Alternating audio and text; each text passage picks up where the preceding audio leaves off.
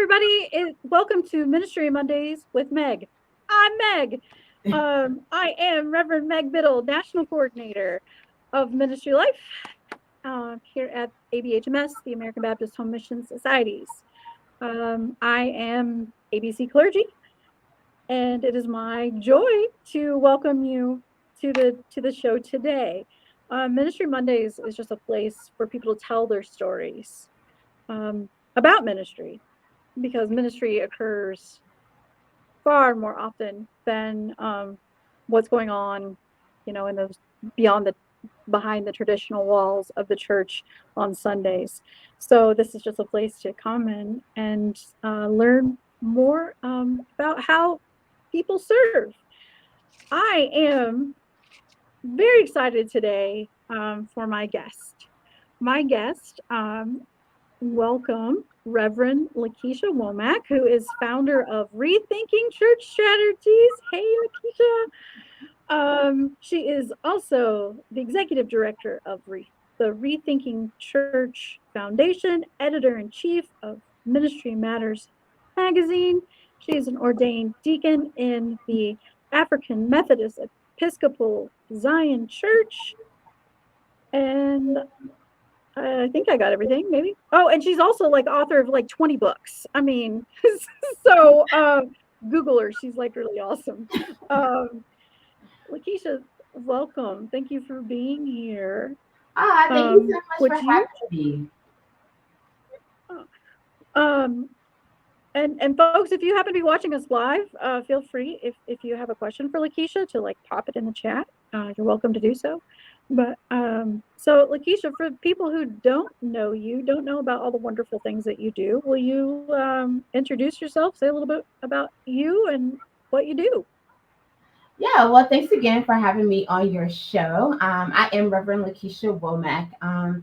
I call myself now like a serial entrepreneur because I do a lot of things. And I think the way that you met me is through my consulting. And so for the past almost 20 years, I've been a business and marketing consultant, helping people to start and grow their businesses, helping with marketing strategies.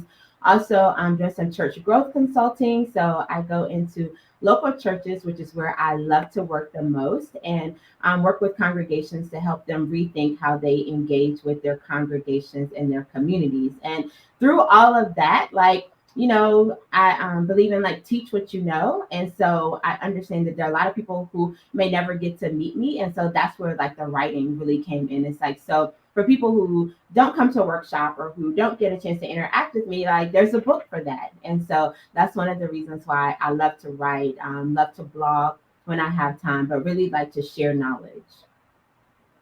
I love that, sharing knowledge. And that was like a commercial once upon a time, like there's a whatever, there's an app for that, or there's a whatever for that. There's a book for that. Exactly.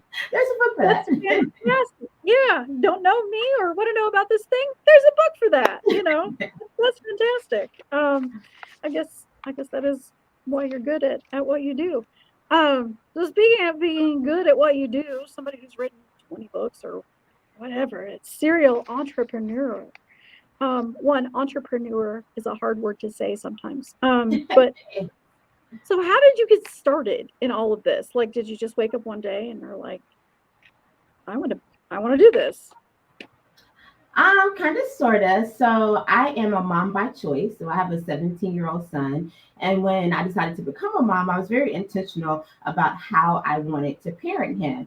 And I'm a single mom, and I knew I wanted to stay home with my son, but I didn't have stay-at-home money. And so I started my consulting business. And so again, teach what you know. So in my previous life, I had been a financial advisor, I had been a retail store manager. And so I kind of combined all of that and said, hey, like I can help people who, need help with their businesses because of the business background that I have. And so while I'm staying home with my son, I can help other people with their businesses. So over the past 17 years, as my son has grown, my business has grown. But in the beginning, like I tell people, I would only work when he was sleeping. Then I would only work when he went to school. And now that he's, a big boy and doing his own thing, like mama can, be a big girl, and now the businesses are doing their own thing. But I had the, I guess the benefit of being able to grow slowly but that was also kind of a curse because I was doing like a lot of different things. And in the past year,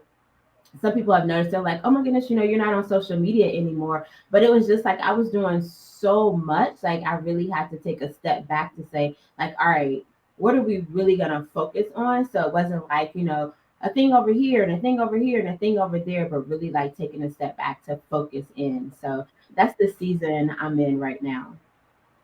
So was it always like, or did it start as secular businesses, or has it always had a church, um, angle to it? No, it really started as secular businesses. And then probably like 3, 4 years into my business, I was going through a rebranding. And I started thinking about, like, all right, who do I want to be known as? What do I want to be known for? And I think at that time I had accepted my call to ministry. And, people say, don't talk about politics and don't talk about religion in business. And my first job was actually as a campaign manager. So politics has always had a thread in what I do, which informs a lot of like my economic justice work. And then, answering my call to ministry is like, all right, so ministry is a part of it. So then it's like, all right, so what is my brand? And then I think that, during that rebranding period, I just said, okay, politics and religion, like, are a part of what I do, and just, accepted that. And all of my clients know, like, I pray for them, like, sometimes, like, we have difficult decisions to make, and so it's like, hey, let's talk to God, let's see what God has to say about it. And that's a very unconditional approach, I think, for a lot of business consultants, because they try to like keep religion out of it. But I had one client just yesterday, she'd been going through a really difficult season. And so in our call last week, it was like, all right, let's pray, let's see what God has to say. And she did it, and she caught me with like a real like breakout story about how God had answered some things that we have been praying about and talking about. So I truly believe in the power of prayer in our businesses and in all areas of our life. And so it became a part of the work that I do. So, as this work that you do, are you at a place now where you can be selective? Like, I don't believe in this project. This isn't my thing, kind of thing. I mean, do you tell people no? I I guess, but not really. And I think it's because, like, I want to help everybody, but I am learning that I can't help everyone. So I'm learning how to say no. So I can't say that that's something that I do, but it's definitely something that I'm learning. Like, as I'm trying to set more boundaries and become more productive, it is about figuring out like what I can do and what I can't do. So that has been a struggle, I would say, in the past 6 months, is just figuring out like what belongs on the list and what doesn't belong on the list. And it's not easy. I would imagine it's not. I mean, I'm having written all those books, um, just doing all the things for you to sit down and go, I'm absolutely exhausted.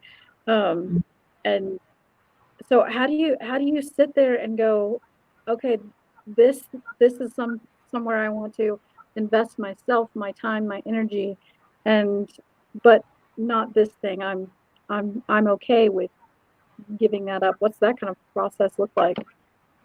Again, it's hard, but I think so. One of the things that I've had to figure out is like, do I have to be involved? And so in a lot of cases, we tend to have a hero complex where it's like only I can do it. And so recognizing that there are some things that like I can do and I have like a special skill set that might be helpful in that situation. But then there's some instances where it's like, all right, someone else can do this and they can probably do a better job than me.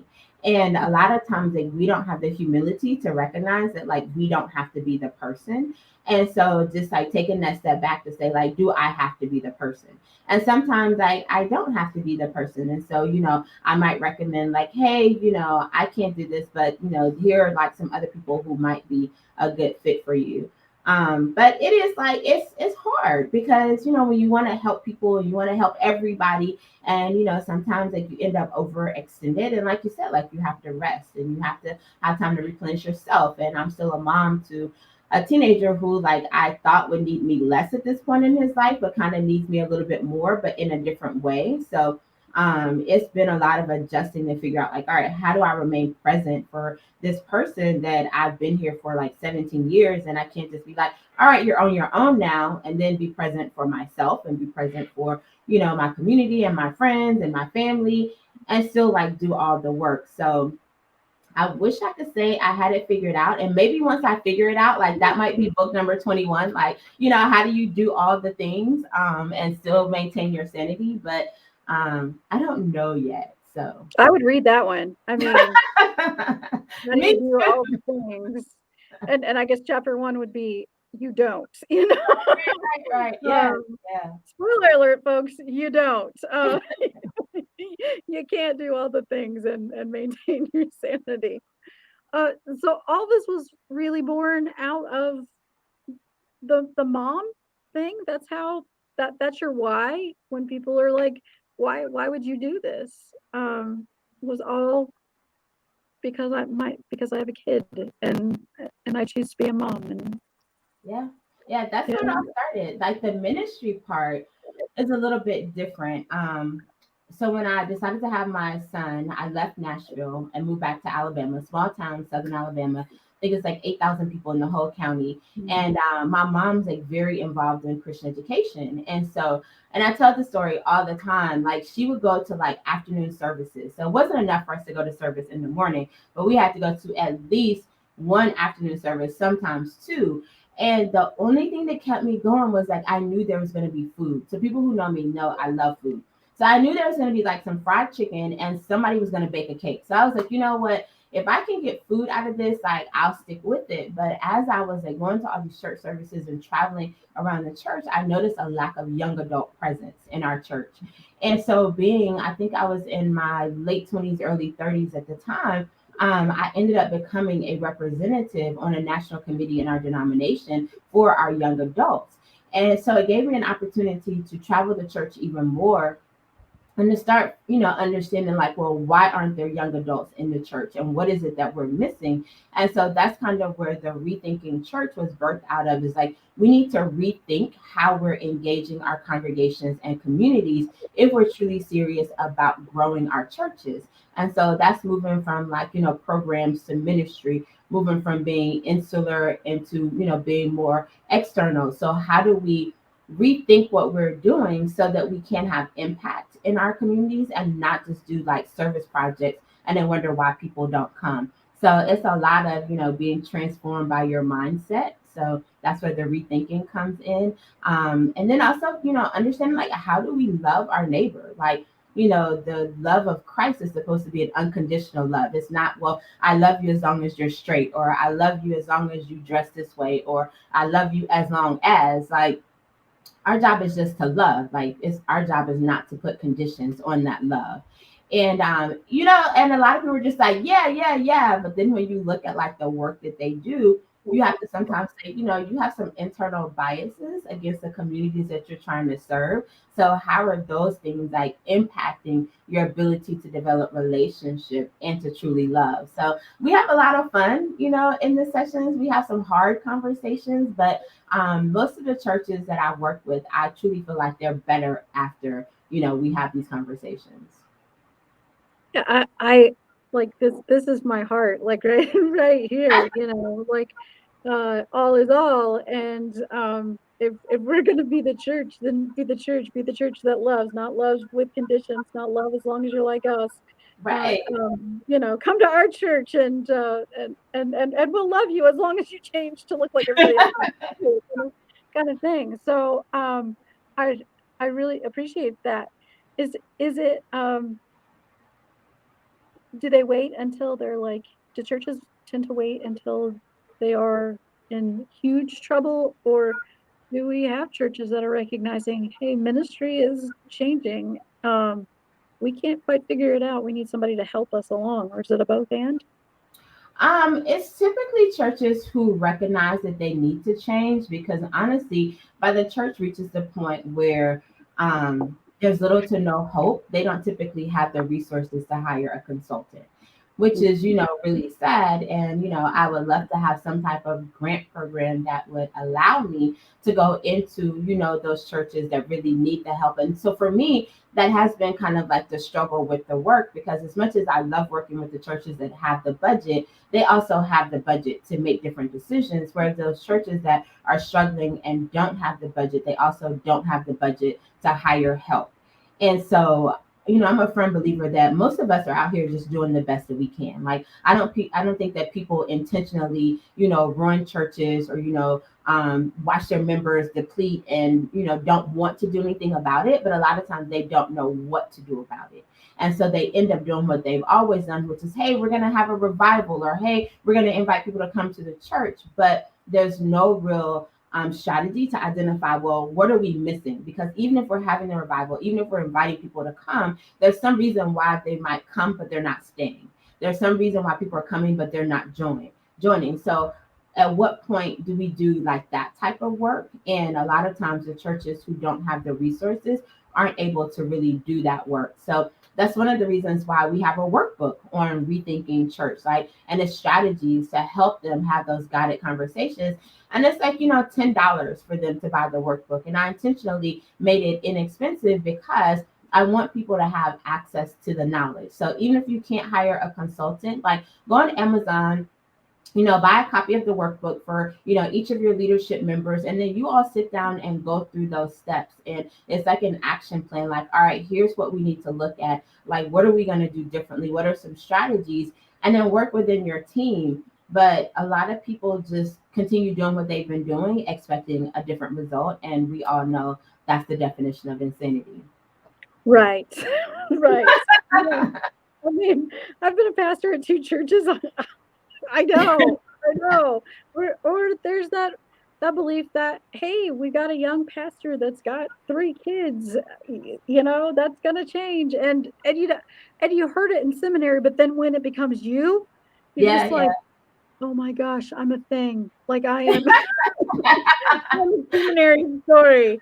Right. Especially when they look at you and with in the most loving way possible say, we really thought that you would be enough. And you're Yeah. just going, "Oh my word, these people have pinned all their hopes on on a person, Yeah. instead of, and I think so much of it is like the whole ministering with the community and not just to, Mhm. um, and folks understanding that there's a big difference, there between the with and the to, and, Yeah, kind and of I think for a lot of churches, it's a culture shift. Because, mm, and I tell people, like, the work that we do is a spiritual work. So when I walk into your church, like, I can feel the spirit of your church. I can mm, feel, like, if there's harmony here. I can feel if, there's like some tension somewhere. Like, you don't always know how to identify it, but when you feel something that just doesn't feel right. And when mm, people are looking for, where do I want my soul to grow, they're not going to intentionally plant their soul somewhere that they don't find peace. And so that's why we have to, be really intentional about the culture that we create in our church. Like, are we creating an environment and an atmosphere where people come in and they're like, wow, like, I feel peace here. This is where I want to grow. And for, a lot of churches, I'm like, you guys have to do some pregame. Like, I know, like, y'all, like the audience, like, y'all probably didn't go to the club, but I used to go to the club. And before we would go to the club, we would pregame. So that's when you have some drinks at home. So that by the time you get to the club, like, you're ready to party. It's like, you got to have some pregame before you come to church. Like, you need to listen to some gospel music, have your devotional time. So when mm. you get to church, like, you're ready to worship. Like, you shouldn't be waiting for the choir to, get you in the mood. You shouldn't be waiting for the preacher word to get, like, you should be ready to worship when you walk in. And when we create that type of atmosphere, then we attract more people, and then it makes doing ministry easier, because now you have a community within your church that's reflective of the community outside your church, and you have more voices at the table to discuss, like, well, what are the needs of the community and how do we go out and do that. But when we're just sitting there, like, waiting to be inspired, then it's like, well, who do we inspire? I'm just thinking like, yeah, if they sit you sit in the pulpit or you sit in the pews and you're singing, "Fill my cup, Lord." I lift it up, Lord, when when we should come in, my cup is overflowing, and oh my gosh, well, how that that just changes your mindset when you frame it that way. That the pregame, I mean, that that's a beautiful thought. I really, really like that. That, man, you went in and you're prepared for worship, and you're in that frame of mind. Not all, yeah, I get sometimes life really is hard, and there's all that stuff, but not all the time, is there? Or let's hope there's all the all the all the time. How did this go with the pandemic? I mean, did were you involved in the I mean, was the Rethinking Church people reaching out a lot during the pandemic? Well, actually, Rethinking Church was birthed during the pandemic. So Okay. prior to the pandemic, it was a workshop that I was doing. And I think I wrote the first iteration of the workbook pre-pandemic. And then, so just to back up a little bit, in 2016, I was invited to present for the World Methodist Conference. And my topic was using social media for global outreach and evangelism. And so I had like this epiphany that for the first time using technology, we could truly evangelize to all nations. Like just sitting at home in front of your computer, you could fulfill the Great Commission. And so I was excited about that message. Went back to churches like, hey, digital discipleship, which for me is more than just putting out messages, but how do you actually disciple people using technology? How do you build relationships? How do you put people on like reading plans like a lot of people have now with the Bible app? How do you have, worship experiences and teaching experiences online? Because we make the assumption that a lot of people don't come to church because they're lazy or they're not interested. But you have people who are homebound, you have people who are caring for someone who's homebound, you have people who may not have transportation. So there are tons of reasons why people are not engaging with our churches, but we just make assumptions about why they're not. And so excited about this message. And I went to so many churches and they're just like, no, we don't need to be online. Facebook is the devil. And, really just we're not accepting of the message. And then the pandemic hits and everybody's like, hey, we need to set up a Facebook page because now we have to stream our message. And so I feel like they still didn't get it because now it's just about talking to people. So similar to the example that you use, it's like, all right, now we're just putting out content. We're just pushing our content, but then there was no engagement. So how do you actually engage people now that you're putting your content in this digital format, which is where digital discipleship came from? And so we decided to host a conference. So we hosted a virtual conference. I think it was like 4 days. We probably had about 60 speakers talking about ministering in the pandemic. It was an amazing experience, and everybody was like, all right, like, what's next? And I was like, wait, what do you mean? What's like, I was just planning on doing this one event, but our Facebook community has grown, really engaged, and I know some of them are watching this like, yeah, when are you coming back? Because, I have been on hiatus for, a few months, but working on, what does the next iteration of Rethinking Church look like? And how can we really have an impact? Because I found myself even last year just doing a bunch of stuff because it was like, oh, yeah, let's do, book studies. Let's do this, let's do that. But it wasn't having an impact. And so now I'm trying to figure out where do we really want to have an impact, and then how do we do that work in a way that is not conference driven, because I feel like people go to conferences and summits and events and they're like, oh yeah, that checks the box, and I'm like, no, because the work that comes after. So how do we curate events that have work afterwards so that people can actually see the change? So again, don't know what that looks like just yet, but that's what we're working on.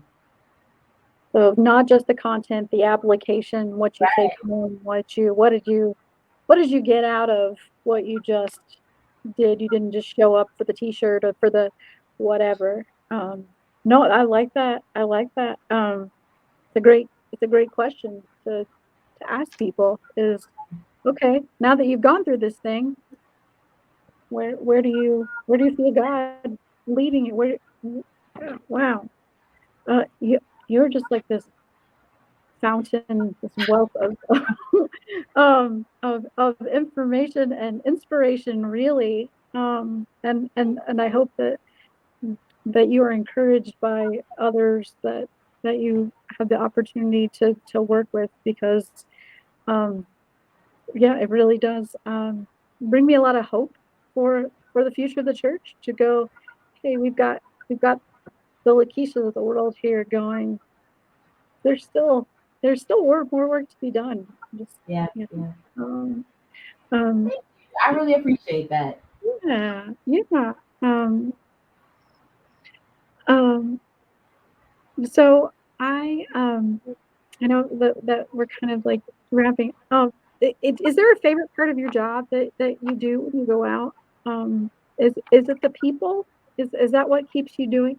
What keeps you doing what you're doing? I think it's definitely the people, and the part that I think I enjoy the most is being a resource for people. Mhm. Because so many people have to back up. So because I've been a consultant for almost 20 years, like I've seen Mhm. a lot of different things. Like I worked on a lot of different types of projects, and a lot of times like people kind of get stuck and they think they're like, oh my goodness, like this is this major obstacle. And so I always tell people like, no, no, well, tell me what your problem is. Like tell me what the issue is. And I probably have some base knowledge that can help you get over that thing that you're dealing with. And so I think that's what I enjoy the most. Like hearing people's problems and helping them come up with solutions to solve it. But then that's also, as we said before, like the double-edged sword, because then like I take on so much. And so it's like, all right, as much as I love this, like being like selective about like, all right, what spaces do I go into and share this knowledge that I know will have an impact? And not just, hey, like people want you to come and like talk about, these, different ideas, but then like nothing's gonna happen afterwards. So really doing more assessing, like, all right, where can I go into spaces? And I know that if I share, like we're gonna see some measure of change, not even like success, but just change. Because sometimes like success is like, 10 years down the road, but are we on the path to that change or success? Like that must be the hard part, which I'm sure it must be that the change happens. What do they say? It's more like turning an ocean liner than a rowboat, kind of thing. Yeah, Like we did this thing, so we're all the people, and right, right, right. why is everything better and all of that, and because change is hard, and it imagine that must be though rewarding when a group does come back and said, hey, let us tell you about this thing that God has done. Um, so do you have one of those like great moments like that you Oh yeah. can? Yes, so there's one church in New York.